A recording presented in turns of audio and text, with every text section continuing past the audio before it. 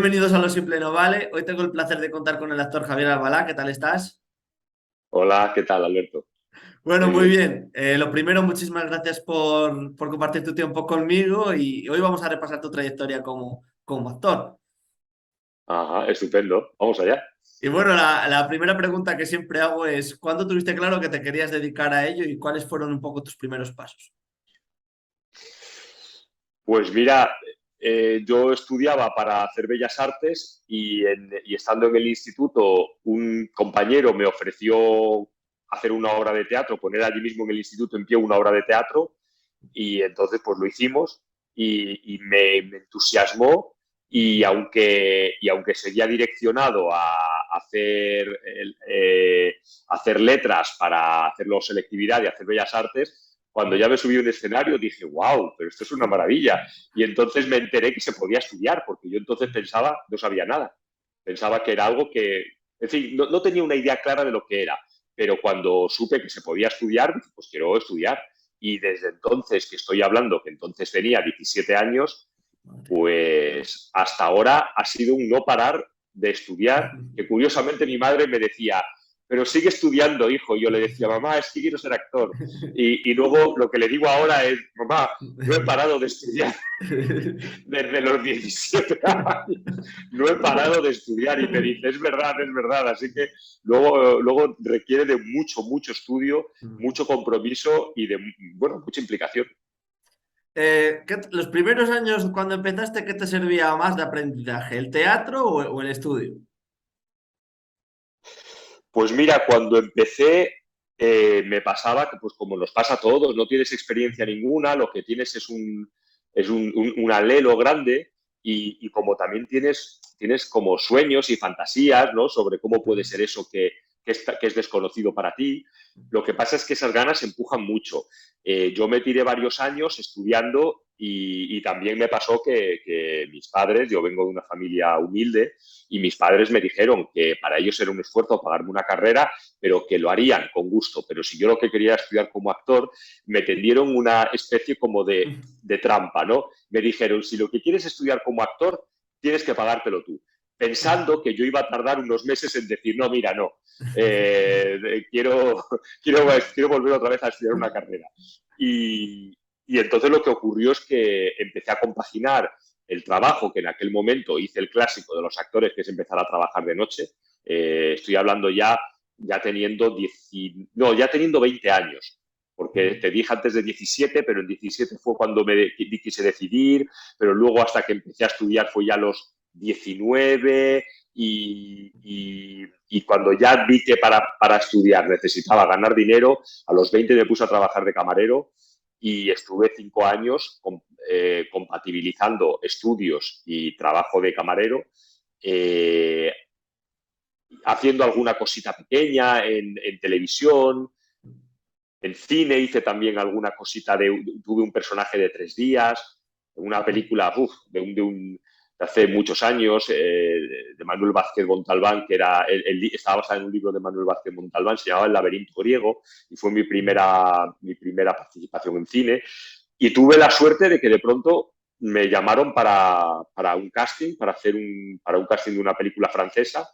Ya tenía yo entonces 24 años, 24, 25, y lo hice y me cogieron y me fui a Francia a hacer la película y nada más venir de Francia me ofrecieron aquí una película con un personaje muy importante, Morías en Chafarinas, con Jorge Sanz, con María Barranco, Oscar Ladoire, y ya a partir de entonces, pues digamos como que cogía ahí camino y mi cosa se direccionó hacia lo audiovisual, porque luego he tenido, claro, lo que he tenido es como mucho recorrido en audiovisual, en cine y en televisión. Lo que pasa es que, como volviendo ya a tu pregunta, y termino, que el teatro es lo que me chifla, el cine y la televisión también.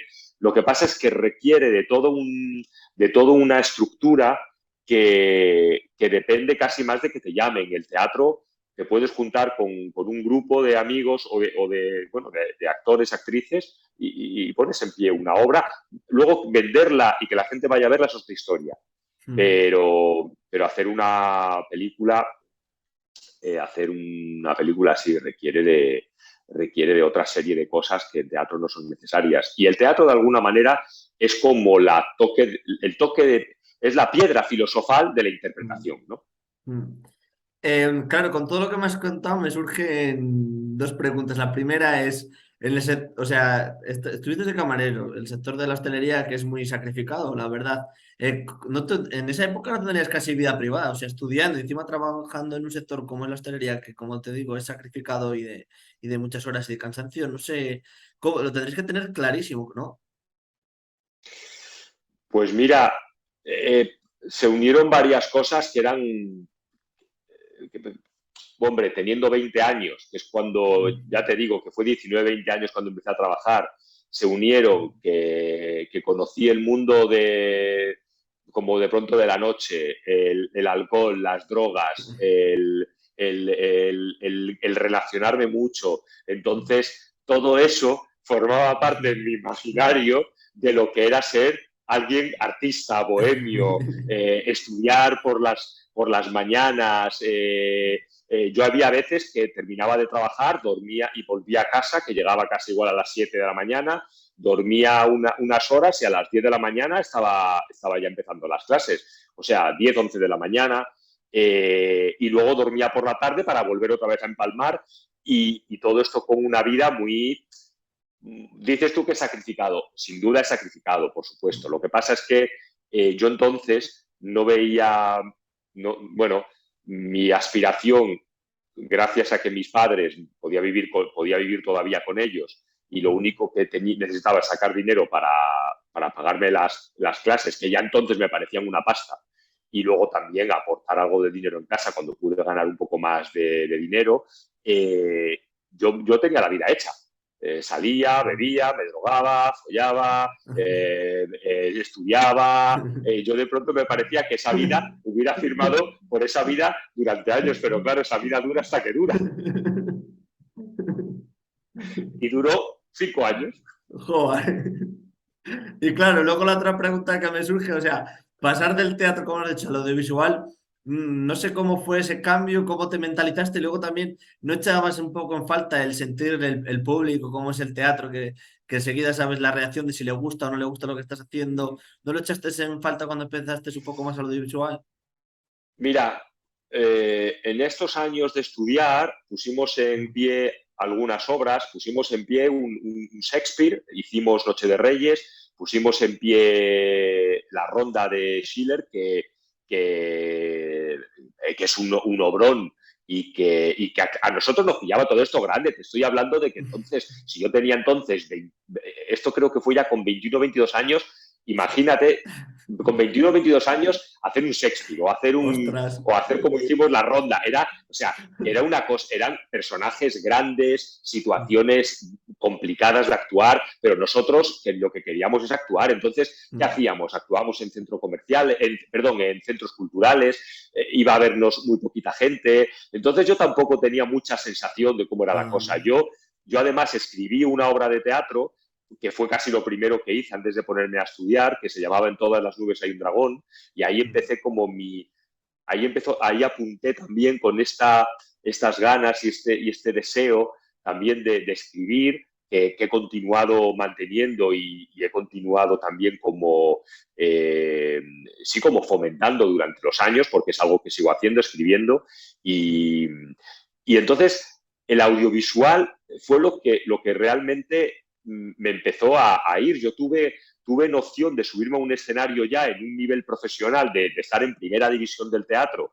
Fue años más tarde, cuando a mí ya me iba muy bien como actor de cine y televisión, eh, y ahí fue donde por primera vez tuve noción de lo que es meterte, por ejemplo, en un teatro como, pues estar, yo qué sé, en Málaga con un teatro de 700 personas a tope y decir, madre del amor hermoso, qué impresionante es de pronto salir y tener que hacer todo del tirón sin equivocarte, ¿no? Y tener que tirar para adelante sí o sí. Entonces, eso sí que resulta impresionante y al mismo tiempo, como tú dices, hay algo imprescindible en eso, que es el contacto con el público, que hace que esa experiencia sea única, porque vive y muere en ese momento. Ya está, hiciste la función, salió bien, lo que salió bien, salió bien, lo que salió mal, y fue la función que hiciste. Al día siguiente te toca hacer una nueva. ¿Te sigues en el teatro, el actuar de la misma manera, con la misma profesionalidad, o cuando lo hacías más, aunque hubiera 10 personas, que hubiera 100? No, ahora muchísima más. Cuando había 10 personas, yo no sabía ni lo que estaba haciendo.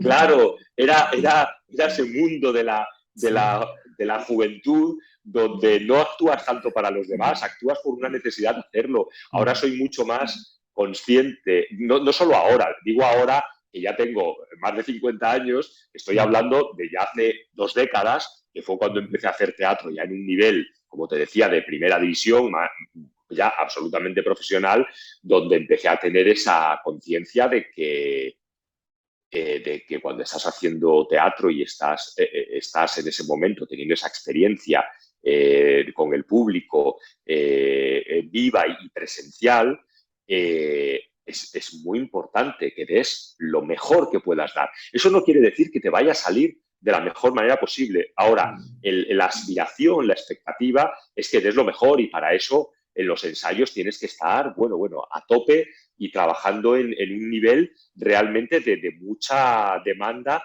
y de subir el nivel, de subir tu nivel. Es un poco como te gusta el fútbol, a mí Sí. que me gusta mucho el fútbol también, y de hecho he jugado muchos años al fútbol, era Ostras. una de las cosas a las que me quería dedicar, cuando de pronto sale, o sea, el equipo sale al campo y sale muy preparado, pero de pronto tiene un equipo delante que está más preparado aún, no te queda otra que subir el nivel, o subes Sí. tu nivel en el campo o vas a perder. Entonces te toca subir el nivel y tienes que empezar a hacer cosas realmente efectivas y de cara a marcar gol. Entonces pasa un poco esto, que la exigencia que tú tienes contigo y con el equipo es un poco la que yo siento. Lo llamo exigencia y exigencia es una palabra demasiado dura y que tiene, que tiene igual o que puede remitir a significados como, sí, como igual peyorativos, ¿no?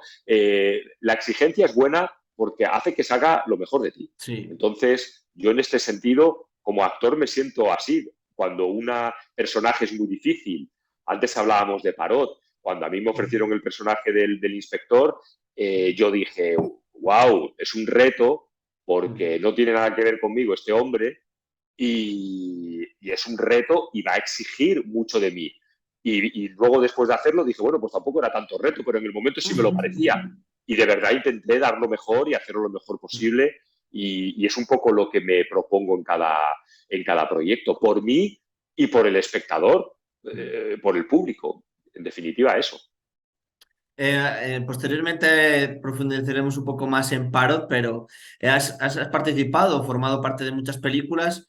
¿Cuándo tuviste claro en qué película te marcó y dijiste, ostras, yo me veo bien aquí, creo que es mi profesión, que voy a seguir para adelante?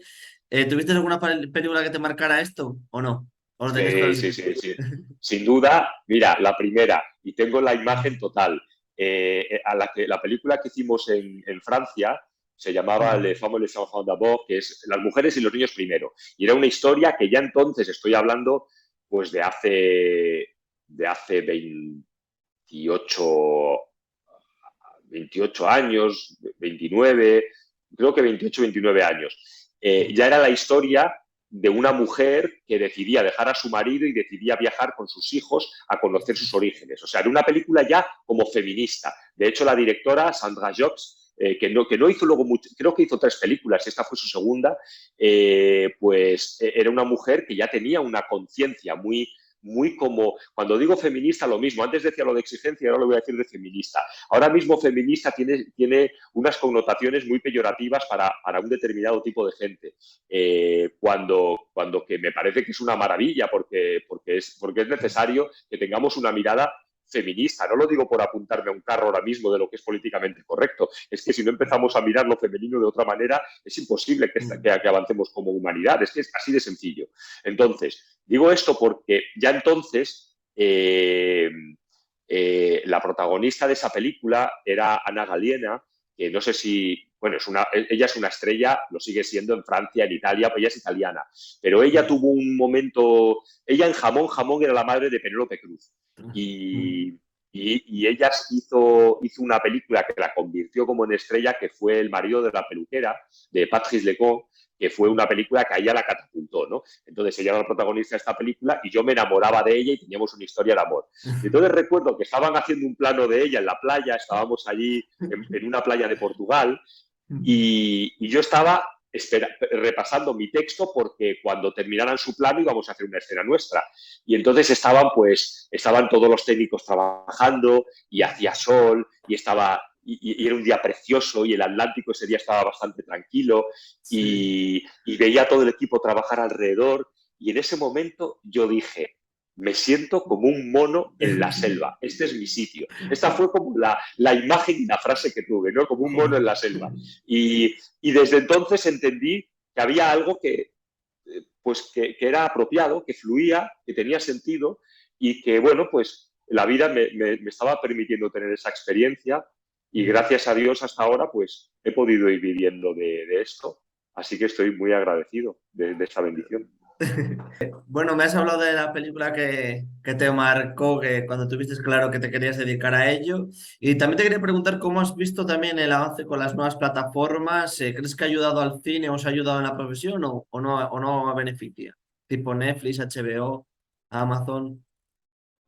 Bueno, creo que ha pasado algo, bueno, toda esta proliferación de plataformas y de necesidad de contenido, creo que habla de una necesidad como sociedad de entretenimiento y de evasión.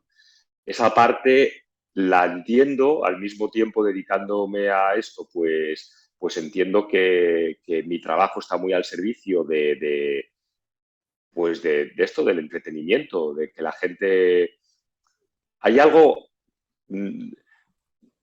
como ancestral y creo que inherente al ser humano, que es la necesidad de contar historias y de escuchar historias.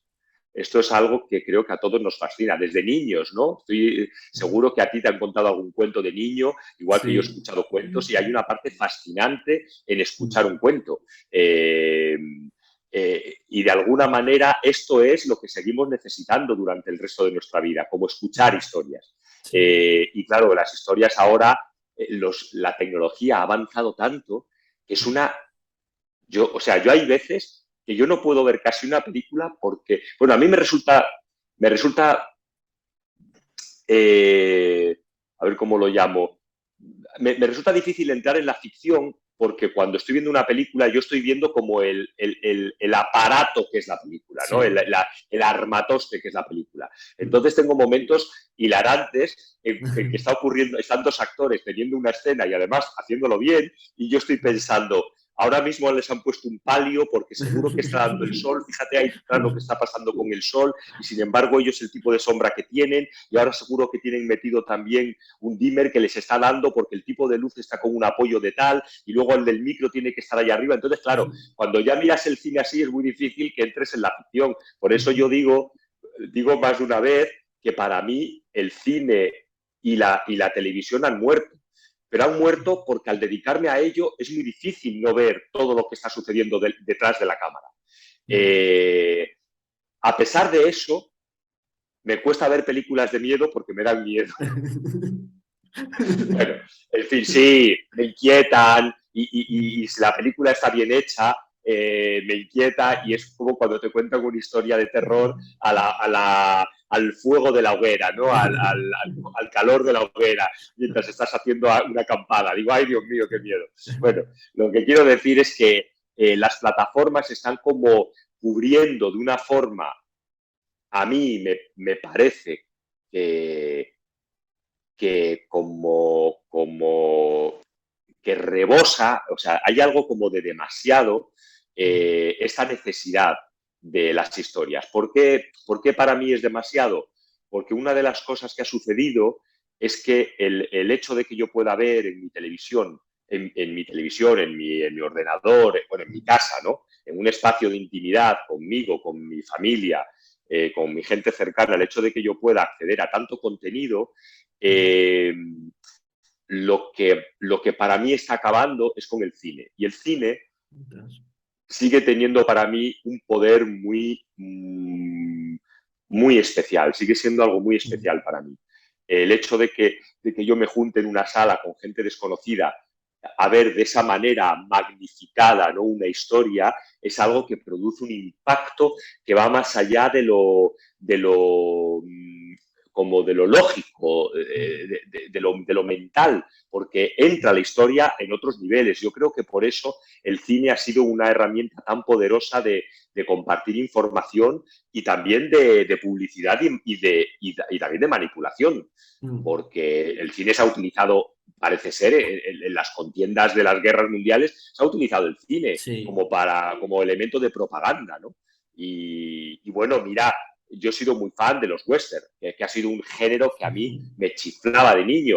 Y Sí. tardé años en entender que el western estaba totalmente pervertido respecto a que había una historia totalmente cambiada respecto a lo que te estaban contando, ¿no? No era realmente la conquista del oeste, no fue como nos la estaban contando, ¿no? Tardé Mm. años en entender que había algo ahí que estaba como cambiado, había algo como propagandístico con eso, ¿no? Mm. Bueno, en definitiva, me he enrollado con la pregunta que me hacías. Creo que hay una parte buena a nivel industria, porque posibilita más trabajo, porque ahora mismo los equipos técnicos, por lo menos en Madrid, según tengo entendido, es muy difícil ahora mismo grabar algo porque todos los equipos técnicos profesionales están ocupados, porque hay muchísima actividad ahora de rodar series. O rodar series o películas para plataformas. Entonces, eso es bueno para la industria. La parte en la que creo que creo que hay que medir, y ahí lo miro con cierta precaución o con cierta cautela, es que cuando tomas mucho de algo te acabas cansando. Ya. Mm. Y, y entonces, si te gusta mucho el arroz, pero todos los días comes arroz, va a haber un día que digas, oh, el arroz ya me Sí. repite, o sea, ya no puedo con tanto arroz, necesito otra cosa. Y ahora mismo tenemos tanto contenido a golpe de clic, ¿sabes? Que es algo que, bueno, a ver qué recorrido tiene. De momento Sí. nos da trabajo, ahí estamos, ¿vale? Pero también en esto también creo que es importante, aprovecho también como tu invitación para reflexionar sobre esto. Es importante que reflexionemos sobre el tipo de contenido que estamos consumiendo, Mm. porque es lo mismo que decía de la comida, para mí es tal cual. ¿Yo qué quiero? ¿Comer y nutrirme bien o solo comer y Claro. sobrevivir? Entonces, si solo quiero comer y sobrevivir, igual puedo comer con hamburguesas, tomo hamburguesas todos los días y ya está, ¿no? Como de McDonald's o de Sí. Burger King y ya está. Ahora, si me interesa realmente la comida, sé que tengo que seleccionar. Igual Claro. tengo que decir que no a las hamburguesas para comer otra cosa más nutritiva y que realmente me aporte muchos más alimentos, nutrientes y beneficios a mi cuerpo. Creo que con el contenido audiovisual pasa un poco lo mismo. Yo te digo, o sea, trabajo en esto y consumo esto. Yo tengo muchísimas plataformas. ¿Qué me pasa? Que no veo ninguna. Pero porque estoy saturado. Joder. Estoy saturado. No puedo ver tanto. Claro. Y tengo todo, Movistar, HBO, Netflix, Claro. Filmin, ¿sabes? Es Amazon. Es demasiado. Mm. Al final cojo un libro. Joder. Bueno, tengo hijas que sí que tengo hijas que consumen mucho y también eso hace que, bueno, las tengo sobre todo por ellas, porque ellas sí que ven mucho con sus novios y tal. Joder. Así que bueno, está bien. Bueno, centrándonos un poco también en las series, ¿qué significó Pelotas para ti? ¿Qué ha significado? Pues mira, fue un punto de inflexión en mi carrera porque aunque yo había hecho televisión y había hecho televisión además, que pues mira, había funcionado muy bien y a mí me había ido muy bien. Había hecho hacía unos años una serie que se llamaba Raquel busca su sitio, que solo hicimos 2 temporadas, pero que para mí, bueno, fue rico para mí hacerla, pero yo estaba medio peleado con la televisión porque yo lo que quería es hacer cine y teatro. Y luego hice una serie para La Sexta que era SMS, Sin Miedo a Soñar, Sí, que fue también, funcionó muy bien. Era sí, una serie diaria de verdad, es muy exigente. Es verdad que yo, aunque mi personaje fuera protagonista, yo no tenía todos los días, estaba muy repartido porque no sé si sabes, es la serie en la que estaban, bueno, estaban John sí, González, sí, todos los... Barrientos, estaba Mario Casas, estaba Raúl Mm. Peña, o sea, Amaya Salamanca, o sea, María Castro, joder, todos ellos pegaron un pelotazo y trabajaron luego Sí, muchísimo. Bueno, estaba muy repartida, pero a lo que voy es a que una serie diaria es muy exigente porque tienes que estudiar mucho todos los días y luego ruedas con mucha presión porque hay muchas secuencias para rodar en un día y tienes que hacerlas. Entonces no puedes repetir tanto, tienes que ser muy eficiente o muy eficaz, no puedes equivocarte. Bueno, en fin, es complicado. Tiene cierta complicación. Lo que te quiero decir con esto es que yo estaba un poco peleado con la televisión. De hecho, cuando terminó SMS, yo dije, mira, no quiero hacer más televisión durante un tiempo. mm, Lo que pasa es que Pelotas, que me salió 2 años después o algo así, o 3 años después, ya no recuerdo bien, mm, era un proyecto muy bonito y lo producía el Terrat, era para mm. televisión española, lo dirigían como directores principales José Corbacho y Juan Cruz. Estaba Uriol Ferrer, estaba Jesús Ponce, bueno, varios directores. Fue un producto muy cuidado y la verdad, fue un lujo hacerlo. A mí me dio tanto gusto hacerlo y tuve también, gracias a Dios, tanto reconocimiento a través de hacer esa serie Sí, que, que, me, que me acercó muchísimo a la televisión. Dijo, hostia, es que se puede hacer una televisión bonita. Por supuesto que los productos son como para todo. A mí me ha mm, gustado muchísimo un libro que tú te lo lees y tú dices, pues a mí no me ha gustado tanto. Pues claro, pues ya está, pues ahí está. Hay gustos, lo que mm, pasa es que hay como unos niveles, unos estándares de calidad que a mí me parece que desde mi punto de vista Pelotas lo cumplía, luego te gustará más, te gustará menos, pero trataba algo humano y algo como de barrio, social, cotidiano, algo con mm. un humor muy blanco, algo que me parece que era era un entretenimiento que era sano. Me sale sano, no sé muy bien. Creo que hay un entretenimiento que es Mm. insano. Sí. Intentaré no hablar de él. Pero Pelotas me parece que era un entretenimiento sano, que podías Mm, terminar de ver Pelotas, que era además una serie que podía ser familiar, aunque creo que interesaba a un público más adulto, y que terminabas de verla y estabas como contento con la vida, ¿no? Hay series que sí. terminas de verla y lo que dices es, no quiero salir a la calle, Dios mío, cuánto loco hay en la calle. Sí. Igual Tarot va más por ahí, no porque me parezca un producto insano, porque creo que es un thriller muy bien hecho, hostia, mal rollismo. Sí, claro, en Parot te costaría, como hablamos un poquito antes de empezar el vídeo, te costaría meterte en el personaje de Parot. Mira, meterte, yo había hecho ya 2 veces de policía, una de ellas en un largometraje, Muertos Comunes, Mm, que como la película sucedía justo creo que sucedía en el último año de la dictadura en España, en el 74-75, antes de que muriera Franco, creo recordar, eran unas situaciones, era época ya, porque el año 75 ya es época, era mm, época y era un contexto social y político muy determinado y era un policía muy particular. Pero mm, curiosamente, luego hizo de policía en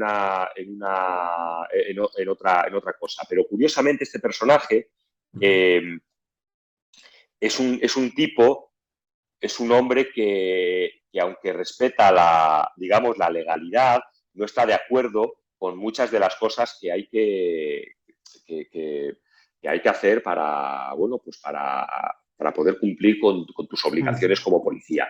Y me ha pasado que tuve un asesor policial maravilloso, Carlos, que me ayudó muchísimo y que me hizo mirar el mundo del policía desde un sitio sin prejuicio y como comprender que en este mundo tan loco en el que vivimos, en el que hay gente tan loca y gente mala, pero tal cual, gente mala, Sí. porque hay gente que es mala, es que es así, es que quiero Ujú. decir, luego puedes entrar en discutir ética y moralmente y a un nivel psíquico y muchas cosas, pero hay gente que es mala y que hace Ujú. cosas muy malas. Entonces, la gente de a pie necesitamos gente que nos defienda de la gente mala. Y esa gente que nos defiende de la gente mala es gente que está bordeando una línea muy fina en la que si quieres, eh, si quieres que los lobos no se coman a las ovejas, casi tienes que ser un lobo. Para mí esto es muy atractivo en un nivel psicológico y en un nivel como también emocional. ¿Por qué? Porque estás moviéndote en un límite en que para acabar con la violencia tienes que ser violento, para que alguien no mate tienes que matar, en un extremo, estoy poniendo en una cosa extrema, ¿no? Para que alguien no haga el mal, tienes de alguna manera que ser como muy sólido y tienes que no tener prejuicios respecto a utilizar la violencia, la agresividad y respecto como a no tener compasión con los malos. Esto estoy hablándolo en un nivel muy sencillo, ¿vale? Pero creo que me estoy explicando. Y si hay algo que de pronto no ves que me estoy metiendo en un lío, en un jardín, por favor, dime. Pero esta reflexión me llamaba mucho es algo que siempre me ha atraído. Y justo con Parot, el personaje que me pedían era un personaje como muy sólido, una pieza, un tipo como que lo tiene muy claro, bueno, malo, no hay medias tintas. Cometiste un delito, paga por él, te voy a meter en la cárcel, paga por él, punto pelota. Si el delito que cometiste tiene que ver con asesinato, no me importa un bledo que te maten. Así de tajante. Claro, esto es muy extremo. Yo como Javier me pareció un reto, como te decía antes, porque digo, hostia, no tiene nada que ver conmigo. ¿Cómo entrar en esta cabeza, ¿no? ¿Cómo entrar en esta manera de vivir? Y Claro, gracias, como te digo, a mi asesor, a este asesor que me ayudó y me acompañó tanto y me ayudó en muchos niveles, porque el mundo del policía es un mundo muy particular y muy atractivo porque llevas armas y porque eres una autoridad y porque puedes utilizar armas. Y esto es algo que como a nivel como pensamiento colectivo es súper atractivo. Por eso funcionan también las historias de policías y por eso funcionan también los thrillers. Y por eso estamos tan enloquecidos con el tema de las armas, porque un arma te ayuda a protegerte y un arma puede realmente también crear mucho mal. Un arma es un objeto de poder. Entonces, un policía lleva un objeto de poder, ¿no? Bueno, estoy filosofando un poco al respecto. En definitiva, para contar que meterme como en esta manera de pensar, en esta manera de sentir. Y luego había algo que me gustaba mucho del personaje. Y es que siendo este tipo tan duro, tan inflexible, tan extremo, estaba enamorado. claro. Esto me fascinaba. Digo, este Sí. tipo está enamoradísimo. Y de esa manera también particular, que le permitía su manera, su forma de estar en la vida, pero estaba muy enamorado. Y era muy bonito que en esta historia también la protagonista total es Adriana, y que están muy definidos el bien y el mal en el personaje de Iván Basagué, que hace un personaje Sí, extraordinario, se espectacular. sale, y Sí. Adriana hace una cosa muy, muy difícil y muy compleja por cómo habita el trauma y por cómo crea esa mujer que está al borde de la locura en muchas ocasiones porque el otro la está volviendo loca, ¿no? Y yo poder hacer este personaje que digamos que pese a todo y pese a cualquier razonamiento y cualquier lógica, la cree, la va creyendo porque la ama. Para él, para que él pudiera hacer eso, necesitaba luchar contra sí mismo. Y esto me encantaba, este conflicto me encantaba. Me encanta, se me hace la boca agua con un conflicto así, ¿no? Así que disfruté mucho, mucho haciéndolo y disfruté mucho trabajando con Adriana, que es realmente, joder, qué maravilla trabajar con alguien. Ella es un animal cinematográfico. Es un animal a la tía y disfruté mucho trabajando con ella. Y con Iván, mucho. Con Iván tuve muy poco, pero disfruté mucho porque hace un trabajazo y el tío, hostia, le salió ese malo total. Y bueno, también con Blanca, que Blanca es quien es, ¿no? Es una actriz Sí. dotadísima y una actriz, guau, increíble. Patricia Vico, increíble también. Michelle Brown, que él es argentino, pero venía justo de hacer una serie en México y de pronto era como este que venía de afuera, que no conocíamos de nada y hace un trabajo muy serio, muy sólido, muy bueno el tío. Me gusta mucho el casting de esa serie y creo que hay trabajos, hostia, muy comprometidos y con mucha verdad. Claro, estoy dentro también, que te voy a decir, es que es muy subjetivo para mí. Y bueno, ya para ir concretando, te quería preguntar en la última pregunta, es ¿qué proyectos tienes actuales? Si me puedes contar alguno o qué esperas un poco de lo que queda de 2022 o de 2023. Pues mira, te puedo contar una parte, porque lo que estoy trabajando ahora no te puedo contar todavía. Ahora, yo soy profesor de interpretación desde hace años, entonces empieza el curso en octubre. Como he tomado tantos años clases, como te decía al principio, han sido décadas formándome, es algo en lo que continúo formándome, continúo tomando clases cuando puedo y cuando viene hay gente interesante. Considero que tengo varios maestros que me han acompañado hasta aquí y que me han ayudado a ser un poco el actor que soy. Sí. Entonces ahora, desde hace ya 10 años, este será como mi 12º año dedicado también a la docencia, así que estoy muy contento. Todavía no he empezado, pero en unos días empezaré Sí. como a preparar ya las clases. Estoy dando clases aquí en Madrid, en el estudio de Juan Codina, que es un actor buah, dotadísimo y muy, muy bueno y que además está dedicado a la docencia con su estudio de interpretación. Y estoy con las clases y luego también trabajo como coach de actores, ayudo a actores a preparar personajes. Yo cuando trabajo también pido ayuda y me ayudan a preparar personajes porque siempre es muy bueno una visión desde fuera que te está como ayudando a ver muchas cosas que no puedes ver cuando estás actuando, tienes el material tan cerca, hay muchas cosas que no puedes ver, por eso es muy bueno una ayuda desde afuera.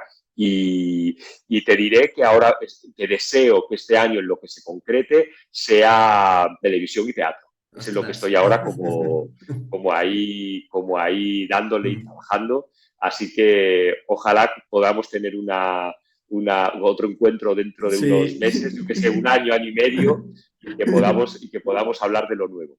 Eso es, pues no sé si quieres añadir alguna cosa más, si no, muchísimas gracias por compartir tu tiempo conmigo y desearte mucha suerte en tus proyectos.